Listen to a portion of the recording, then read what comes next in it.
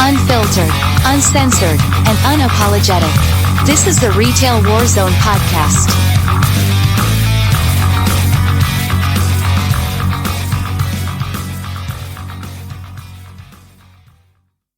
The other night, I'm sitting in front of the computer, as I always do, and I'm scrolling through Twitter, and I get a message from Blame Tag saying, basically check this out. And he's engaging with this individual, talking about the subject at hand here very shortly. And he was like, you need to come on and jump in this. So I'm like, sure, whatever. And little did I know, what would transpire. But anyway, I've got some pictures of the conversation. I tried to keep them in order as much as I could. It was long. And then the day after it got longer, other people joined in, Irish joined in or whatnot. It was actually quite a fiasco. So here's how this worked. So Blame Tag asked Jeffrey Brandes, or I think it's Brandis, how the subminimum wage bill is going. So we'll go over what that is here in just a few minutes. And for those of you who do not know, Jeffrey Brandes is a Florida senator. So Blame Tag just went all in on that. Said he was happy to answer his questions. Blame Tag asked, what does the bill entail and how is it intended to help Florida workers? And as you see right there, the bill allows the legislature to establish a temporary training wage similar to training wages offered in 30 other states and the federal government. The training wage will be set by a study conducted by the legislature every 3 years. Said the temporary training wage is designed to help those groups with low or no skills find employment they otherwise would not be considered for. Those groups like teens and recently incarcerated felons with 4 to 6 times the state's current unemployment rate. Blame Tag was like, okay, so the idea is that companies would be more likely to hire those people because they wouldn't have to pay them a full wage. And the response was the idea is that no/low skilled individuals are often not considered for entry-level jobs, and this offers an employer an incentive to hire beyond an unpaid internship. It's really meant for entry-level positions for those who have difficulty obtaining employment. It's completely voluntary for both employers and employees. If someone can find a better job, they are under no obligation to take a temporary training wage job, nor are employers required to offer one. The main benefit is to get the hard to hire a job. And you'll see the terminology going through this. You'll see hard to hire, which to me kind of feels like, almost slur-like, So I finally jump in and I'm like, what measures will be introduced from keeping businesses from exploiting this low wage for benefit towards their bottom line and keeping them from using this as a repeated turn and burn cycle to lower payroll dollars for the long term? His response was the cost of retraining employees is high. A vast majority of employers have no desire to churn employees. The cost of retraining and low productivity of a new employee is far more than paying a slightly higher wage to an experienced employee in most cases. Blame Tag, pops in. Let's get real. If we could trust employers to do the right thing, we wouldn't be in the fight we are now just to get a living wage. How can you honestly hand these companies a loophole to paying that wage and expect them to do the right thing when they've refused for so long? He once again says it's voluntary. If someone can find a better job than a training wage job, they can take it. Most employers won't offer it. Some employers will seek extra to help the low skilled gain skills move up. We are adding an extra rung to the employment ladder for those just starting.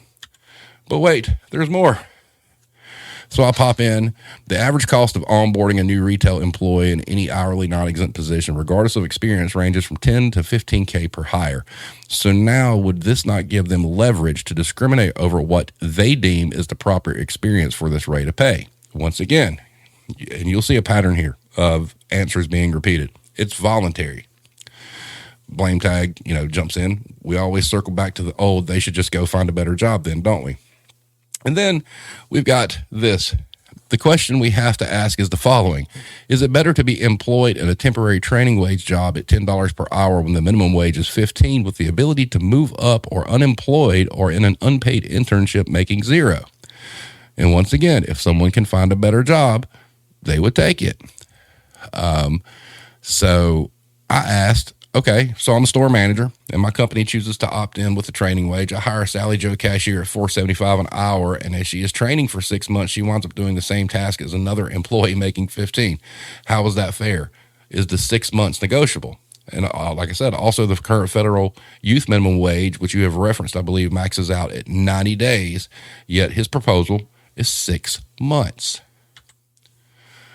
And then he's like, we obviously have to follow federal laws where applicable, but that law does not include other hard to hire groups. It also only applies to the federal minimum wage, I believe. And I was like, in regards to hard to hire, this would absolutely be irrelevant to them unless measures were introduced to forbid background checks. That would require buy-in from the industry that I do not believe they will do. And then here he goes. Employers take risk in hiring. They deserve to know something of their employees' background and qualifications.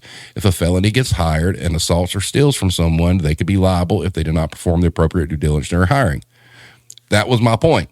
Exactly. So how is this going to help the formerly incarcerated? Unless their record has been expunged, the training wage means nada to them as they will not be hired. Full disclosure, 30-year retail management vet who has went through all this, so I mean no disrespect. And as it stands, the federal minimum wage has went up only $7 in 83 years. This feels like going backwards. And then once again, blame tag. What's to stop companies from taking unfair advantage? It says, most employers are not looking to constantly retrain. Most are looking for longer-term employees but are unwilling to take the risk on someone just starting or with little experience, so they put those applications at the bottom of the pile. This lowers the risk for employers. To which I responded, I understand that it will be completely voluntary for employers. However, can you show me one retailer that would pass up the opportunity to lower their overall controllable payroll expenses? I'd be gobsmacked. 100% they will back this.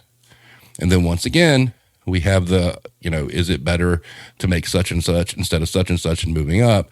And that seems to be, the ongoing thread here is something's better than nothing.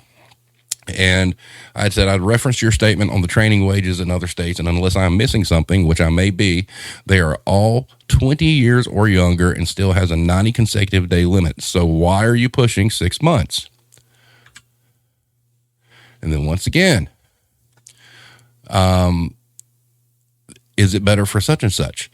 And, he mentions an unpaid internship making zero. I'm like, I'd much rather see legislation put into place that bans unpaid internships. That is labor theft. I liken it to a musician who has honed their craft, and instead of being paid for the performance, they are offered exposure as payment. It's ethically wrong.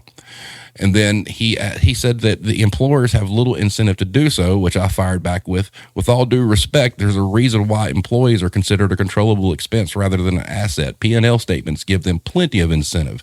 This is the reason why the retail sector is struggling to hire currently. People are becoming cognizant of their worth. Then he finally answered, and this was after asking 4 times, why 6 months? He says, because it offers the most flexibility. Some employers will do 30 days of training, some 90. Others may want longer, so why restrict again? It's voluntary for all parties. And I'm like, the continuous approach of voluntary, from where I see it, this bill allows for the industry to prey on the desperate. The recurring theme here seems to be something is better than nothing, yet you have not pointed me in any direction towards data that validates your bill. So we are concerned about corporations' flexibility when they had zero issues laying people off during the pandemic. The same folks that were considered essential are now essentially forgotten. Also, what would be your thoughts on this if enacted that you see an uptick in organized labor and unions intervening? If that was to get a foothold in the Tampa market, your bill would not survive, correct? And he said, I don't believe you would see that in Florida. And it went on and on and on. So at one point in time, Irish jumps in and asks him to be on the show tonight. He says he can't because he's out of town, and then he would be happy to discuss any night next week. And there you go. I gave him the time, the date, how we do it, and how it moves on. So we're waiting for that. I sent the email today, actually, to get all that lined up. So we'll see if that actually happens. And then here's who we're talking about. Senator Jeff Brandes. He was elected to the Senate in 2012, House of Representatives from 2010 to 2012. His affiliations, the Florida Legislature, Caribbean Caucus. His occupation is real estate, He is a former U.S. Army Reserves transportation officer. He served in Iraq from 2003 to 2004. There's all his information in the sidebar, his address, the phone number, etc. And then from Wikipedia, it shows a couple of interesting things. It says where'd it go? Brandis received a 114.3% A-plus score from Americans for Prosperity, a conservative advocacy group funded by the billionaire Koch brothers. He was the number one rated legislator by far. And then his district was reconfigured, and on March 3rd, 2018, he rejected a 2-year moratorium on the sale of AR-15s. So, here's the bill. The minimum wage will continue to increase in Florida until it hits $15 an hour in 2026, because the people of Florida voted on that, and it's coming. But now a Florida state senator tells us he's proposing a bill in the upcoming legislature that would allow companies to pay some workers a sub-minimum wage. After years of fighting for higher pay, it may not be what many workers want to hear, but the senator says the concept isn't as scary as it sounds. It's really an alternative essentially to an unpaid internship, which should be illegal anyway, period. He threw out the other night a quote that I didn't realize until today was actually cut and paste from this actual article from Fox Florida, when we were talking about economists. And he threw out this quote from an economist for this article saying it's fairly settled economics that increases in the minimum wage that are higher than whatever the prevailing market wage would, it reduces work for some people. Well, if you guys remember, we had an economist on the show not too long ago, Nick Kolsch. I had Irish reach out to him because we were going to have him on the show with the senator as well. And over here to the very right was his take. However, the big flaw in assuming a low training wage is good is assuming people are willing to accept it. If a person receives more money and benefits not working, why would they want to work for less money and benefits? We have millions of empty positions because employees are discovering their worth, and that worth is much more than $4.25 an hour. So we did a little bit of digging. You can go to a website called Show Me the Money or Follow the Money, and you can actually see, donations. And this is where it gets good. So here's all his public races. Here's how much money he's raised total. So in his last electoral cycle, he raised 1.2 mil. And there on the bottom, you can see the different breakdowns. So the first one is single issue, and that can really be anything. And actually, when you pull that up separately, it is all, conservative, different think tanks and whatnot. And then by party, finance, candidate contributions, general business, health, etc. So you could actually drill down on this thing. And the thing I wanted to see, of course, was if we're passing a bill that's going to lower the minimum wage, what retailers are donating? Oh, well, look, retail industry donors, Walmart, CVS, Bills, Walgreens, Pinch a Penny, Amazon, Chico's, the Florida Retail Federation Home Furnishing Council, the Florida Retail Federation. Not a shocker there. So then I got to looking at, okay, well, he's in Florida. One of the biggest money-making things in Florida is what? Tourism.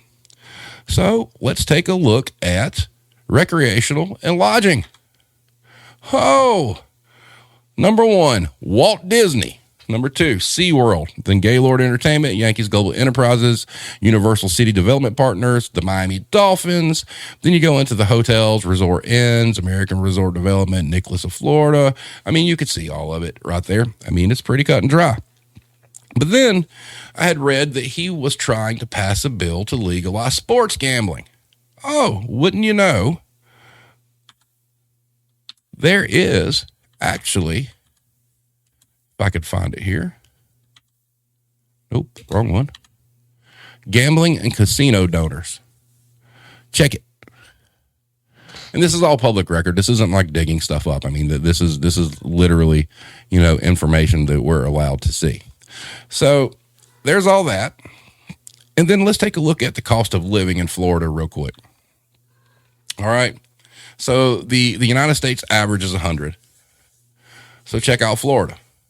It's higher overall, higher grocery, higher housing, The median home cost is higher. Utilities are higher. Transportation is higher. And then you have your average rent. It's higher. It's a resort state. These things happen.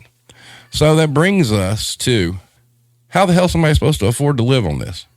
So the first thing I want to say is, we have a tentative agreement for him to be on the show.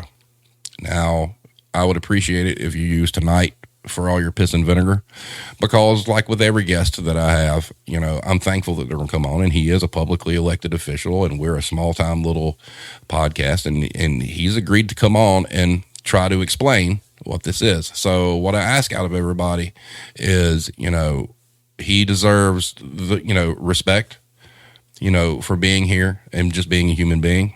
And I want to make sure that next week it is a very engaging, respectful, and intelligent conversation. Get your questions together. Anything you got. I just want to make sure that we're above board, because you got to think, we're a little podcast and we're getting a Florida senator on the show. So we all look good as a community if we behave. Now, the crux of this whole thing, and I really don't believe that he was following the path of what some of us were looking at. He's not wrapping his head around the fact that the industry will use this to exploit. He kept saying there was no incentive for them to do so. Look, so many of you in this chat or watch. Yeah, Joey, you can be mean, and you could be respectfully mean next week. We just want to keep it cool, And because if you guys have questions about it, I want to give him the opportunity to explain, and I want to give him the opportunity to answer your questions. So the more professional we are and more polite we are, the more likely we are to get answers. So, yeah, he knows he doesn't care. But the thing is, he kept saying that there was no incentive to do that. And all you guys that work in retail, you know that's bullshit. All right. Now, the one thing that I think got confused was initially we all thought it was going to be $4.25 an hour. And originally the conversation started out and he was kind of talking about $4.25 an hour. But really at the last part of the article, it looks like he's trying to push the minimum wage in Florida is going to be $15, but he wants the training wage to be $5 less at $10. All right. Still, that's going backwards.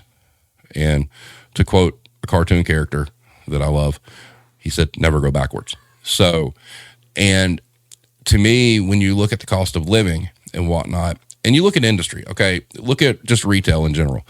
I'll use Dollar Tree as a prime example. All right. Dollar Tree's margins are razor thin. There's some product they don't make any money on at all. All of a sudden they had to jump their prices to $1.25. They hire all of their cashiers in 15 hours a week at $7.25 an hour. Now, let's say that the minimum wage in Florida goes up to 15. Just because you can do something doesn't mean you should. But a store like that, a company like that, is going to take the opportunity to pay the lesser wage. Why? You think there's no incentive? Of course there's incentive. It protects your bottom line and protects your profit margins. And the argument that it's voluntary, on the surface, if you look at the argument that is voluntary for employers and voluntary for employees, and a lot of employers aren't going to do this, then why are you pushing the bill? And I asked point blank in the Twitter thread, would you be able to tell us which retailers and service industry businesses are backing this? Because therein will lie all the answers to every question that we have. There was no answer to that. That was not even acknowledged. And that will tell the tale. Walt Disney, being the largest, contributor, do you not think that they are going to pay dirt wages, the cheaper wage, to all the people they have working in the park? It's a gimme for the business. It is. There is no benefit to it whatsoever. And so let's just say it is $10 an hour. You guys in retail, you know this. How long does it take to train a cashier? All right. You hire a cashier. You fill out their paperwork. You put them out there with a cashier. They shadow them for a couple of days. And usually by day 3 or 4, they are on their own. Their training is over. But you're saying that they're going to be stuck to that wage for half a year when they're going to be doing the same job as somebody that's making more than them? And he did respond that it is a fixed time frame. It's not negotiable. It's not like, oh, okay, you're done real good, so we're only going to keep you on 90 days. Nope. 6 months it is. That's labor theft. Any way you slice it. Period. And, the bill has no definition of training. It does not say it has nothing to do, and that's the question I was going to ask when he comes on. How are they going to determine what training is and what isn't? How are they going to determine when, who's going to make the judgment call on how long the training should be? And it's, look, to be ugly on this one, it's a bunch of fuckery. And every one of us that jumped into this, we saw immediately where this would go. And Joey, that's perfect, because I'm like, while all this was going on, the report came out that 4.5 million people quit their job in November. You think a subpar wage is going to get them to come back? Oh, hell no. So my question is, what purpose does it serve? Because the one thing was, he went on this whole thing about formerly incarcerated. Look, you guys that have been in management, how many companies out there run background checks no matter what your position is, whether you're running a cash register or you're a manager. So once these background checks run, unless their record's expunged, they're not getting hired. And you guys know it, and he knows it, and every retailer out there knows it. They're not going to hire those folks. So you cannot use that segment of society as a reason to pitch this damn thing. It's just not going to happen. And that's not a store level decision. That is an HR corporate decision to decide whether or not that felony, is bad enough to keep them from being employed. I mean, honestly. Sean says there's a reason why the minimum wage even exists. The federal minimum wage is $7.25 and has been such for 13 years. How many places stuck to that until they were desperate for workers? How many are still sticking to that wage? Well, I will tell you that the unfair part of that is, yes, the business got wise and they did bump their incoming wages, but they caused a whole shit show with it because they didn't raise their current employees' wages. I only know of one company that's done it. And props to them. But you've got, it's desperation. Now, it's the bill makes no sense in the current climate of the labor market whatsoever. And most people see it as a dig against the voters voting for $15 an hour. And, trying to save some there. And then when you look at his donors, I mean, come on. I mean, I asked, show me one retailer that wouldn't do it. You can't. I would go out on a limb and say Chick-fil-A won't do it, and Hobby Lobby probably won't do it. But these and what this really opens up to that they don't talk about are independent businesses who now have a loophole to pay less than the minimum wage. And I get when you start your own business and whatnot, I understand that you've got a budget, but I am also of the belief that if your business plan includes paying people the least amount of money you can, it's probably not a good business plan. Typically, independent businesses were family businesses. You had the husbands and the wives and the grandfathers and the kids all worked there. When it got away from that, you're just trying to hire the cheapest person you can because you don't want to pay nobody. And I get that because you're trying to make money because it's your business. But if it's your business and you ain't got the money to pay people, you're asking to be in there working open to close. That's just the way it goes. Howard says, honestly, I have a homeless guy and 2 people in drug court on payroll and they're fine.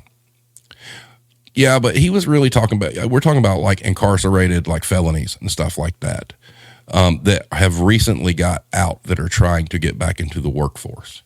And to me, that's exploitation. That's, like I said in the Twitter thread, it's preying on the desperate. You're not giving them an opportunity, no matter how you paint it. You're treating them less than human. I mean, really and truly. And Irish says it best, it's an invitation to earn poverty wage. Can't see any incentive to uptake it. And that's the thing. There's got to be somebody out there that wants this, or why even bring this bill to the table? And this is the second time he's brought it. The second. So somebody's behind it. Somebody wants it. And I'm looking at retail, and I'm looking at the fact that it's Florida. I'm looking at the tourism industry. That's the only thing I can wrap my head around. Publix was a donor. I'd be shocked. I mean, that'd be really, really sad if Publix took this up, because, Publix typically has a pretty good reputation on how they pay their people. But there again, we come back to the whole, it's optional. Then who is this for? Who is asking? Somebody is asking for this. And it could be any combination of retailers. I don't even see Walmart taking up. And if Walmart's not going to take it up, what is the purpose of this? Has this just become, let's write legislation for the sake of writing legislation and say I did something? I don't know. But the bill makes no sense whatsoever. Joey says, look at the states with no state minimum wage. Basically just advertising we only pay this because it's required by law. True. And Hero says, we're training you to scrape gum up while wearing mouse ears. Be grateful for your crumbs. That's very well said, because it's very telling that Disney is his largest donor, in the public business sphere, as far as its segment of business. And it's not surprising. Mickey might be cute on screen, but he's a penny pincher after, behind the scenes. I mean, they were the ones who gave us Scrooge McDuck, guys. I mean, come on. Joey says the two things that end poverty are access to jobs and birth control. Two things every one of these Bible Belt shithole leaders are strongly against. That's fairly true there, sir. Yep. And it really came down to, it's like something's better than nothing. And you compared it to unpaid internships. And why unpaid internships are even allowed anymore, like I said, there needs to be legislation that's not a thing, because that is pure labor theft completely. I don't care. Something I found on the web. And, oh, wow. So I'm doing this, and I got loud, and Alexa's answering a question. Hold on. That was fun. Sean says it's absolutely exploitation. Like you said, it also doesn't make sense in the present labor market. They're also creating new classifications of labor and justifying indignity. Yes, 100%. And look at it this way. Even if you put teenagers in it, how many of you people that watch us here have known a teenager that maybe had a parent pass away or something, and they had to go to work to help support their family? At least now they got somewhat of a shot to do that. Something like this gets passed. No, they don't. And, you've got to be able to designate. I made the comment, I didn't have it on any of the pictures. The average training program for a store manager maxes out at around 12 weeks.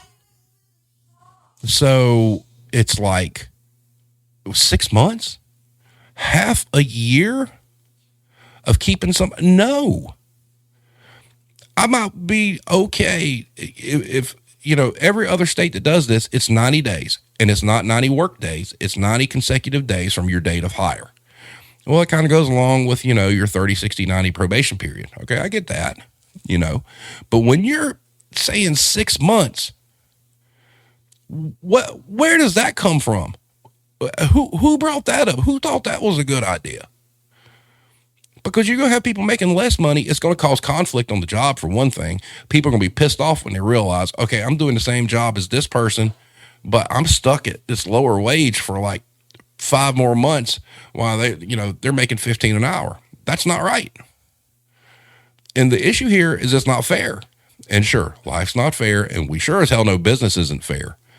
But don't say that these companies have no incentive to do this. We've all been around the block. We know how these companies operate. You're wanting to institute a lower sub-minimum wage. That's great. Okay, when are we going to start regulating stores saying, hey, you can't cut people's hours, or, you have to have a minimum amount of people in your building at all times? You going to see the government do that? Oh, hell no. You don't see any bill for that? Nope. None. So once again, all this bill really helps are the employers. It's just savings. It's like I've said, this is a prime example of employees are more than a controllable expense, ladies and gentlemen, because when you do shit like this, you solidify the fact that they're a controllable expense.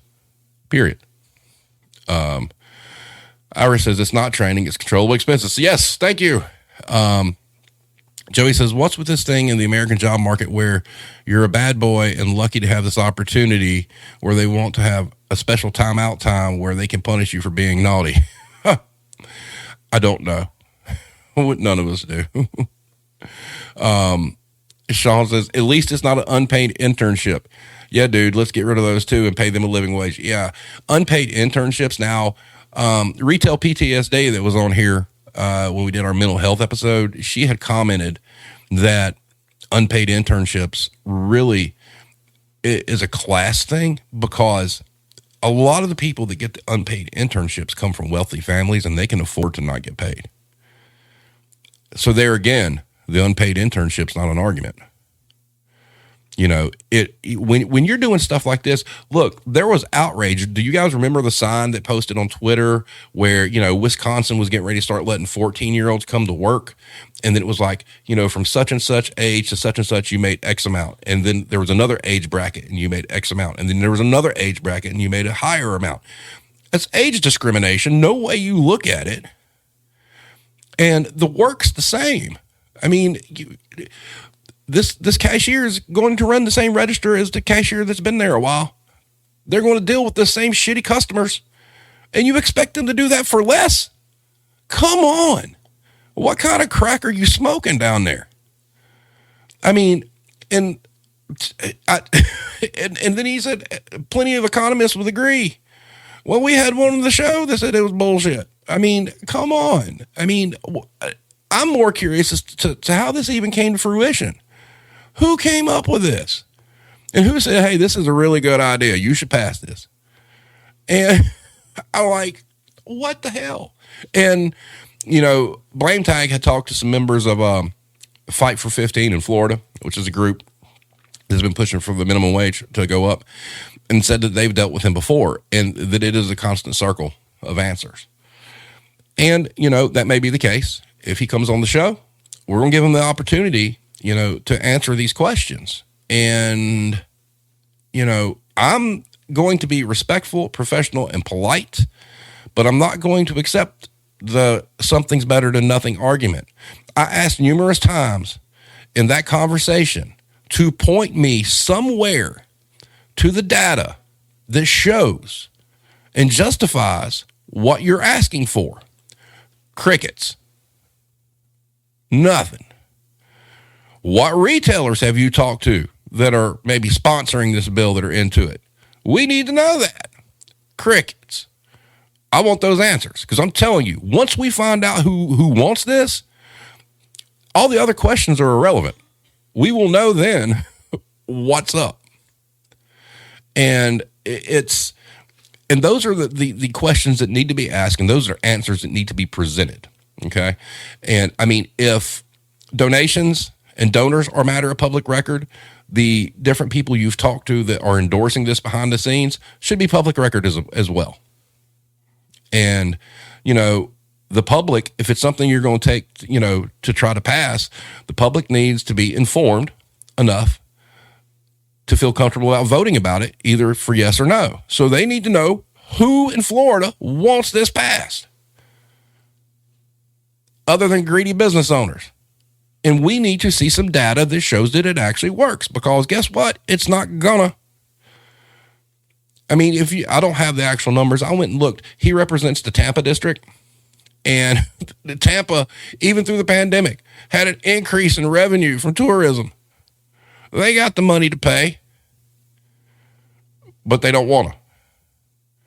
You know, it's just like, come on. Joey says something's not better than nothing when you are literally the guy that can make it or not so, make it not so. That's true. Ira says, if the employee earned at the same wage under this bill and the government subsidized the difference in training wage, I'd be more supportive. The trainee should not have to be burdened with the cost. Agree? And let's just look at it. I mean, okay, so I use Dollar Tree as an example because I work there and it's easy because their hiring format's very simple and they want to hire cashiers and work them 15 hours a week. That's it. They want them to have open availability, but they only want them to work 15 hours. All right, so let's even say it's $10. So it's $150 before taxes. Take out 20% or whatnot, so 10% is what, 15. So you're making $100 a week putting up with the shittiness of Dollar Tree. Okay, with inflation, how far does $100 get you? Not real far. I mean, we got people, hell, we got, a fairly fuel efficient car and it costs, damn near $50 to fill that thing up. So you're saying that, okay, well, they're getting trained and they're getting skills, but they can't do nothing with it. And let's say they got kicked out of their house. Let's say they're homeless. And they're trying to work. And this is what you're going to give them? This is like some Goodwill shit. I mean, come on. I mean, and I just want to know who thought this was a great idea and why, it's viable, because it's not viable. And I don't think it's going to attract labor. I don't think the only thing it's geared toward are people who can't find a job any other way. So you're once again preying on the desperate. You're preying on the disadvantaged. You're probably preying on the mentally handicapped too. Some of these businesses might be like, they won't say it to your face, but let's say they have somebody come in that obviously has some sort of mental issue. Look, people screen, all right? And people discriminate. It just happens. And are you saying that now that they'd be like, oh, well, I can get them a real cheap and they could push a broom. We'll go ahead and take a shot. It's like, damn. Oh, yeah. That's another one. Sean said that comment about, I don't see it happening in Florida stuck with me. He's basically saying we're proposing it because we take our constituents for fools. We think they'll go for it, because that's in a reference to the comment about unions. Look, you know what stops this mess? This shit wouldn't even happen if they organized. I mean, that's just fact. Period. Because union contracts keep that shit from happening. And now look, not all unions are created equal. Not all of them are at the, are doing right by the employee base. But, it's kind of like Irish talks about the work contracts, in Ireland. Yeah. Kiaya says, I found the text of the bill. It literally is just doing the stupid with no definitions at all. Thank you. Of course it is. That entire thing is like a big gray area. And then it only gets changed every 3 years after they vote on it after a study. Their study is going to be calling all the CEOs of these businesses saying, did you save enough money and have enough help? And they're going to say yes or no. And that's going to be their determination. They sure as hell ain't going to be studying the employees.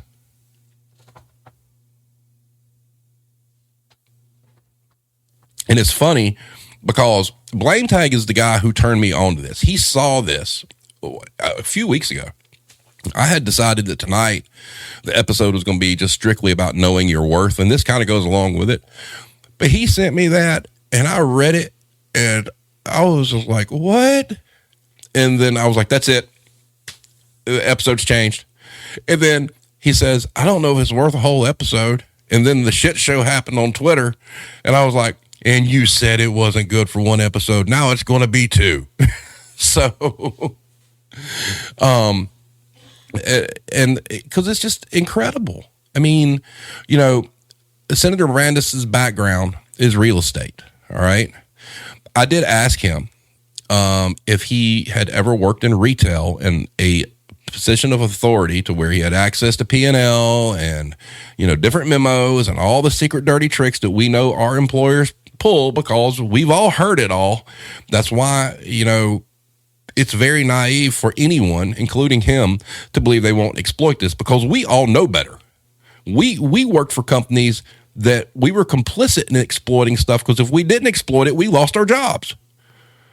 It starts at the top and comes down. I mean, you do what you're told. And that's why I don't carry keys anymore because it's bullshit.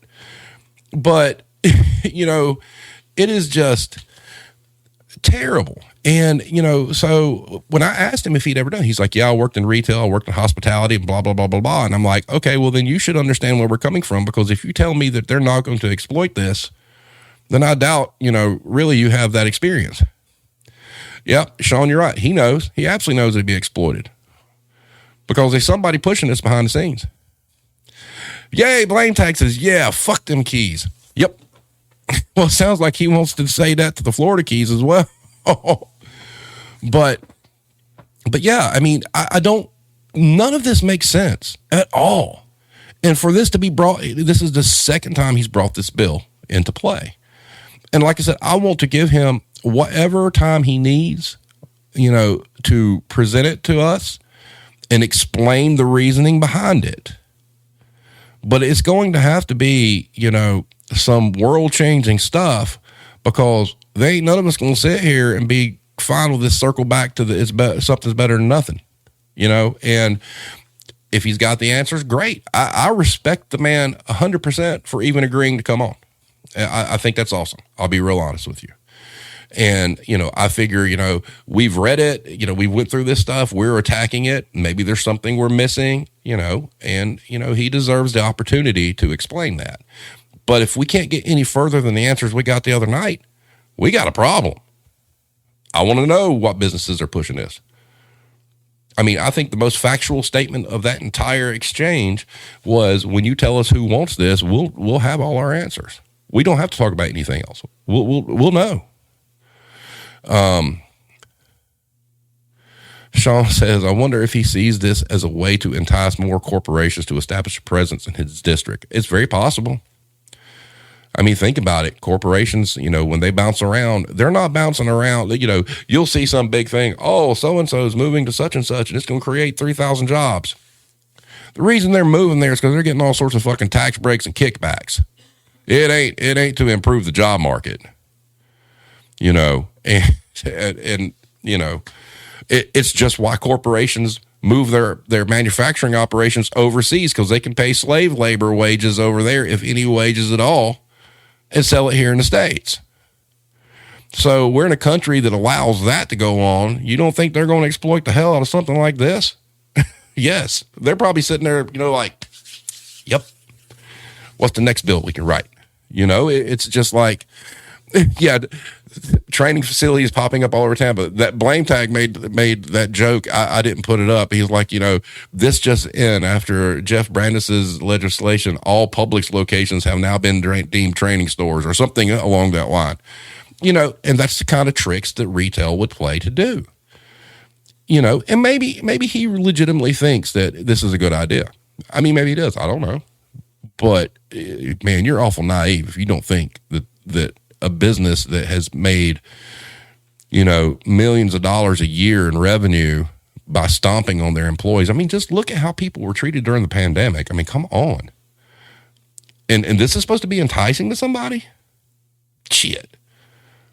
Hell, if anything, you talk about formerly incarcerated people trying to get jobs at a lower wage. Shit, this is the kind of stuff that says, fuck this. I'm going to go sell dope on the street corner. I'm going to make more money. This is not something that attracts people.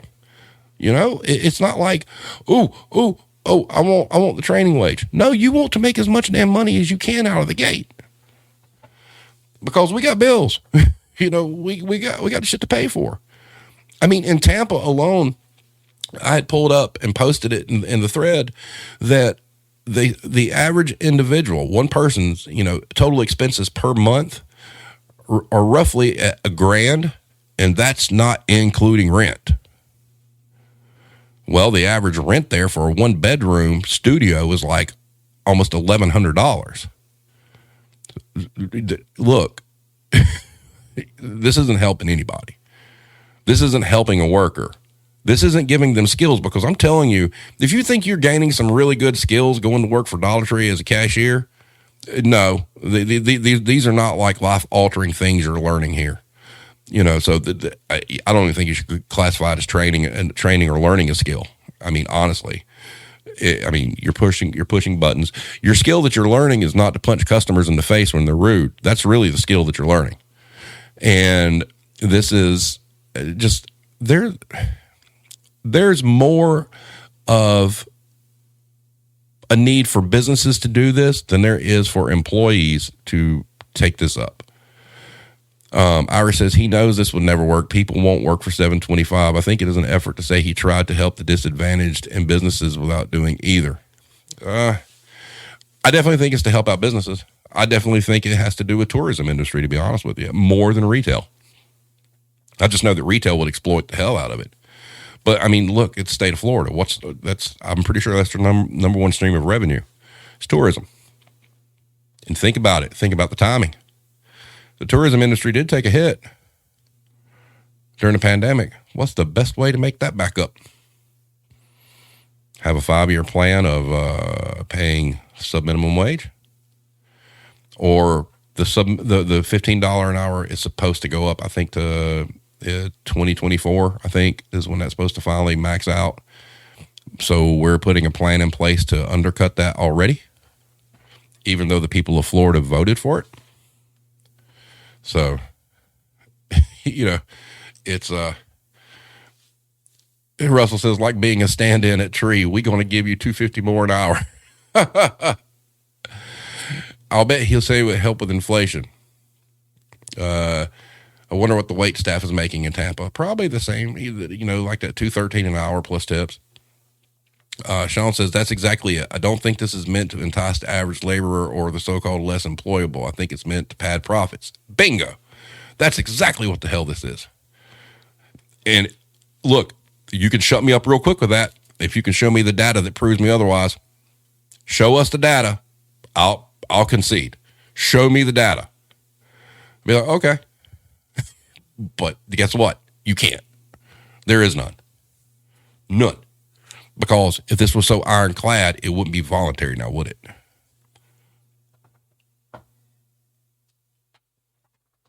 So I don't know. I mean, it's ever since Blame Tag showed this thing to me originally, I've been like, this makes no sense whatsoever at all. Because I even made the comment that, right now, with the labor market as it is, it's kind of like the housing market during the bust. It's a buyer's market for people looking for employment. Most people don't have to settle for the shit wage now. It's yeah, that's right, Iris. It's voluntary wage suppression. I want to make less on purpose. Pete, horror author on Twitter, had a great point. He's like, okay, let's say you're working at a job and you lose that job for whatever reason, and then you can't find something in that field, and you have to go to a new field, and you're now going backwards in the amount of money that you made because of this trading wage bullshit. It makes no sense. None.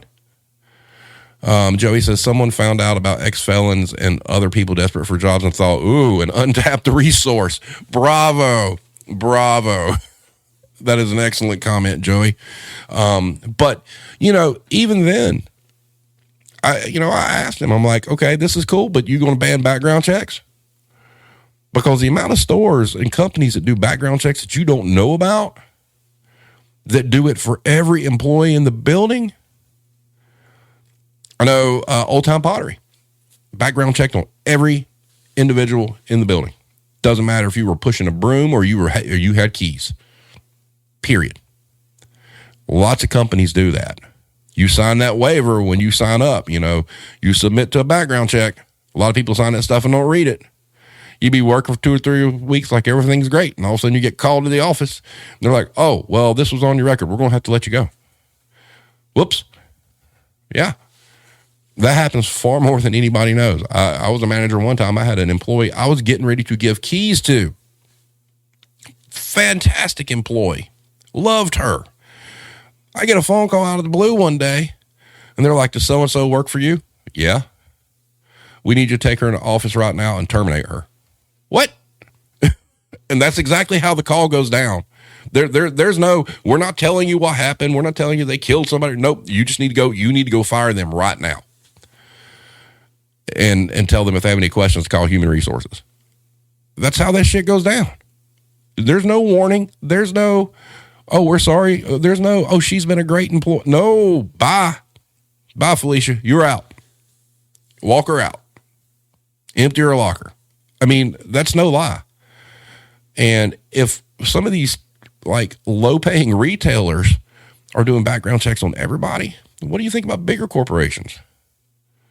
I mean, this is asinine. So you can't use the incarcerated as a bargaining chip unless you're going to ban background checks. And that ain't going to happen because therein lies liability. And oh, hell no. Retailers aren't going to back off that. And, they don't have no problem calling you out of the blue saying you need to fire so-and-so because of a background check. You think that, no. So if you take that chip out, then we're back to square one saying it's for teenagers, which is what all the other 30 states are doing. And it's only 90 days. So your argument as to why you're doing this, and if your other argument is really that it's better than nothing or it's better than an unpaid internship, if that's all you got, where's the data? I mean, come on. I mean, if that's all you got, show us some economic impact. Show us how it's going to affect, the overall mental health of the workforce. Hold up. Joey says, off topic, I thought of a new shirt for y'all while at work. Old 50s training manual style graphic with the text, expect more from customers, with maybe a person actually reading a sign or something. That's great. Sean says, if the dude was concerned about helping people, he'd be introducing legislation to help protect labor from being excluded and exploited. Correct. Welcome, Brady. My old merchandising job got super mad at me for a speeding ticket I got 3 years ago. It was super excessive, but I guess it stays on record for 5 years. Yep, sure does.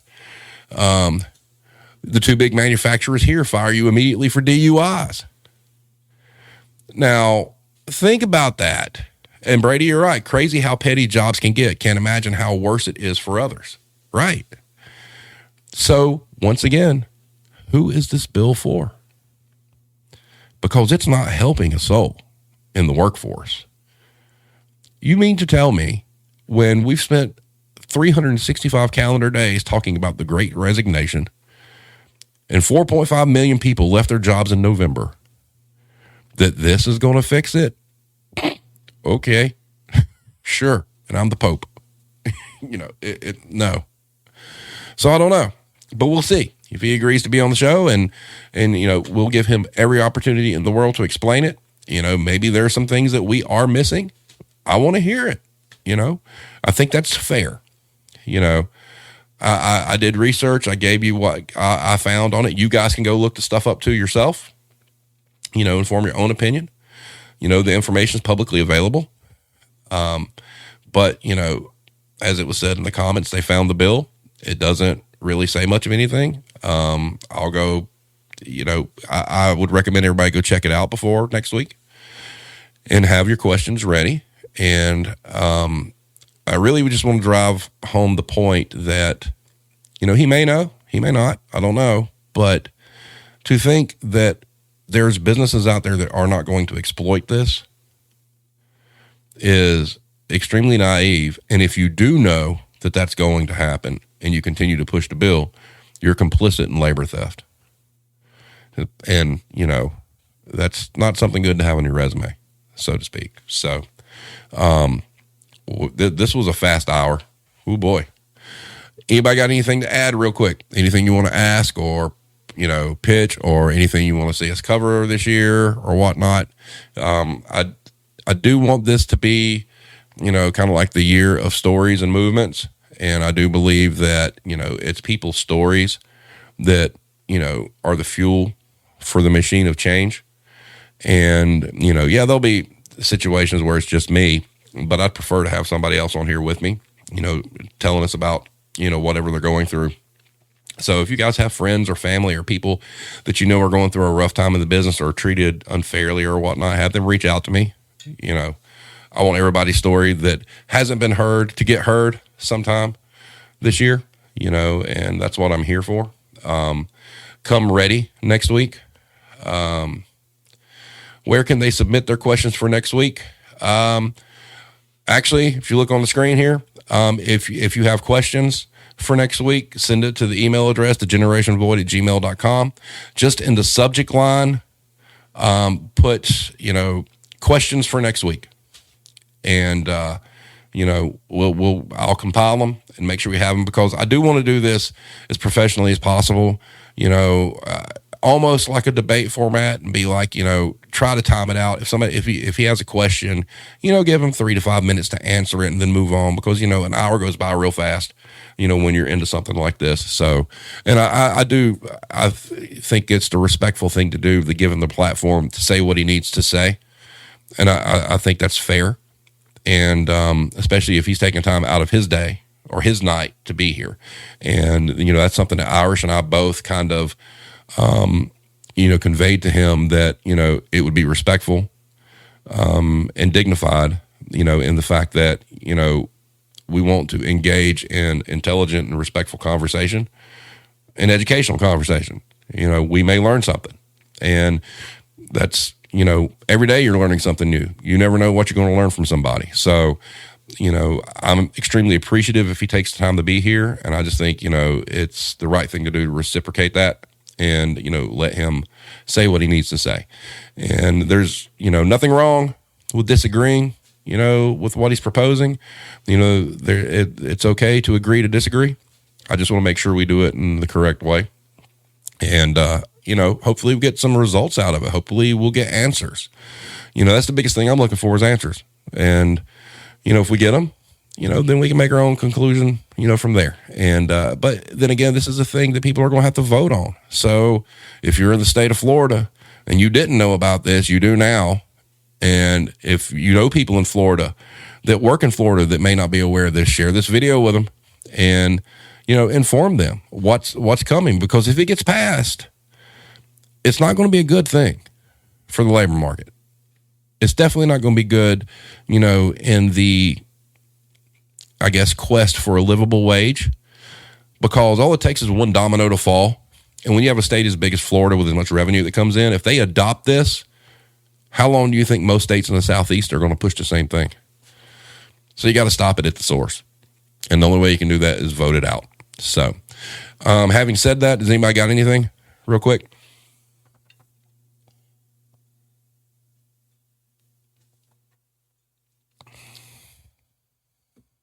Going once, going twice. Okay. I don't even know what that is. But anyway, spam bot.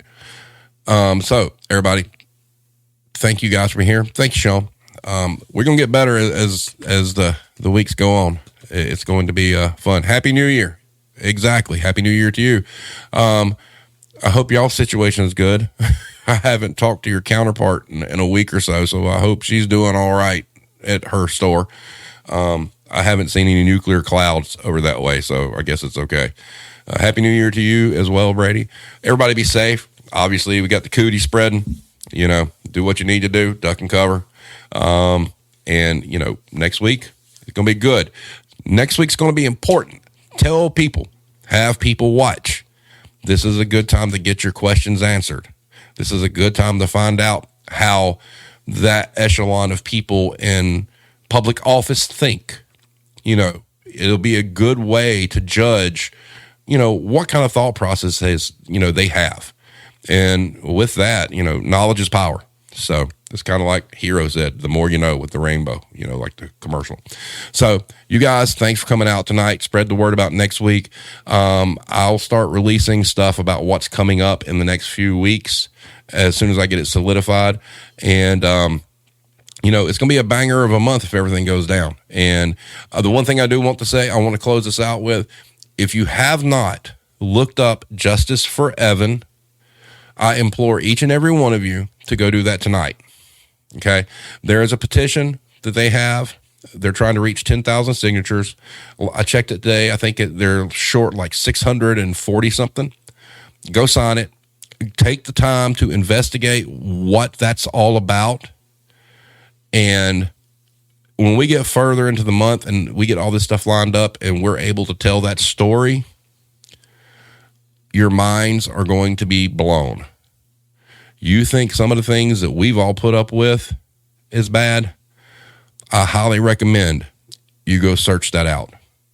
And just trigger warning, it's bad, all right? But it just shows you the level of complicity and how far people will go to bully people and how companies will turn a blind eye to it. And it may, I don't know, affect your decision on where you buy your groceries. I'll just leave it at that. So everybody, you guys have a great night, and we will see you next week.